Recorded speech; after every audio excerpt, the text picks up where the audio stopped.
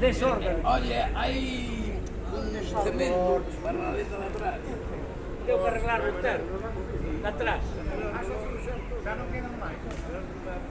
No, no, ya está. Mas que não vão sacar nas fotos, espera um pouco.